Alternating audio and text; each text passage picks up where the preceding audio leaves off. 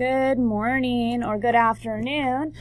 Today we are going to be looking at Chapter 1, Lesson 6, and it's expanded form with decimals.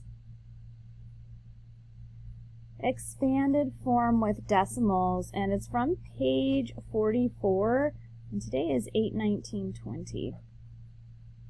So, we're going to start with if they give us a decimal in standard form, or they might give it to us in word form, and they give us the directions of write in expanded form. Oops, it's an R. Write in expanded form, I need to know what to do with that. So it is similar to expanded form with whole numbers, but in those decimal places we have to do something a little bit different. So I'm going to start with this 5. It is in the ones place, so I'm going to do 5 times 1, a 1 because it's in the ones place, plus, now I have the decimal here, so I know I'm getting into my decimal places, so that's going to be a 6 times, and I need to know what place value is right there next to the decimal. And if I'm not sure, I need to come here and go, okay, here's my decimal, and right next to it, it says tenths. So that is the tenths place. So when I write it here, I'm going to write it as a fraction. So it's going to look like that, 6 times 1/10. Plus, I know that that second spot there after the decimal is the hundredth, so 1 times 1/100th. As a fraction, plus this 4, I'm not sure what place that's in, so let me count. Here's decimal, 1, 2, 3, it's the third spot from the decimal. So if I come to my place value chart, I go decimal 1, 2, 3, and it says it's the thousandths place. And so I need to do that times 1,000. So 4 times 1/1000th. And this place value chart here is from your notebook. It's in that we glued it into the first page. Let's try another example. What if you're given this number and asked to write it in expanded form? So first I have a 4. It's in the ones place, so I would do 4 times 1. Plus, here I have the decimal, and see how there's nothing in this first place, so I can actually skip it in my expanded form. I'm not going to write anything for it. I'm just going to move to the next digit with it, which is the 6. And I'm not sure what place value that is, so I count it. There's the decimal 1, 2, and then I come to my place value chart and I go, here's the decimal 1, 2, and it says it's the hundredths place. So I have to multiply it by 1/100th. And then plus, and I have a 3 there, and I'm not sure what that place value is, so I count it again, decimal, and then I go 1, 2, 3, and then I come to my chart, and I go decimal 1, 2, 3, and it says it's the thousandths place, so I'm going to multiply it by a 1,000th.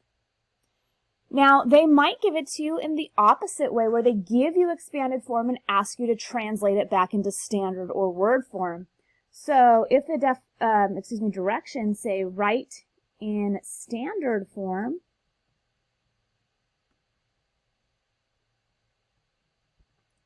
and they're going to give it to you in expanded form, it might look like this.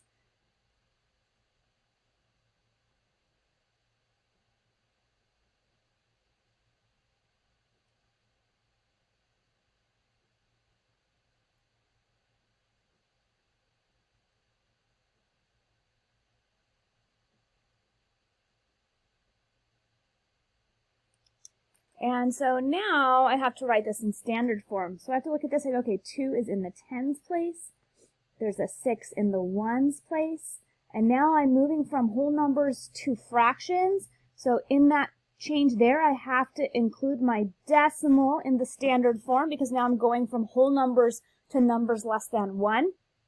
That's 9 times 1/10, and 1 times 1/100th, and 4 times 1,000th. Okay, let's do one more like that.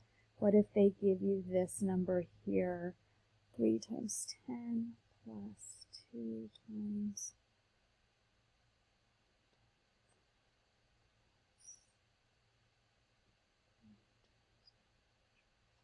Okay, so now I have a 3 in the tens place. And then I skip straight to fractions. But wait a second. I know when I look at my place value chart that the tens is here, and before the decimal point is the ones place.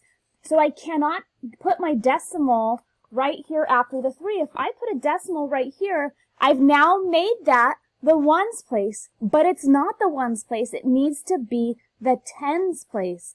So what it's telling me is they didn't have any ones.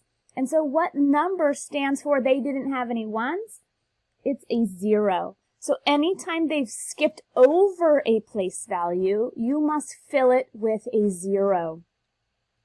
And now we have tens, 0 ones, and now we can put our decimal point in because we're going to get into our fractional pieces or our pieces less than 1. So 2 times 1/10, I need to make sure I'm putting that in the right spot. So I come to my place value chart, I find the tenths right here, and I go, okay, decimal point, tenths is the first spot. So I know that I can put my 2 here. And then my hundredths, if I'm not sure where that goes, I come to my place value chart, and I go decimal point, tenths, hundredths. It's 1, 2 spaces over is the hundredths, which means that this 3 needs to be 2 spaces over. So decimal 1, 2. And now I have made the number 30 and 23 hundredths. Okay, I hope that was helpful today.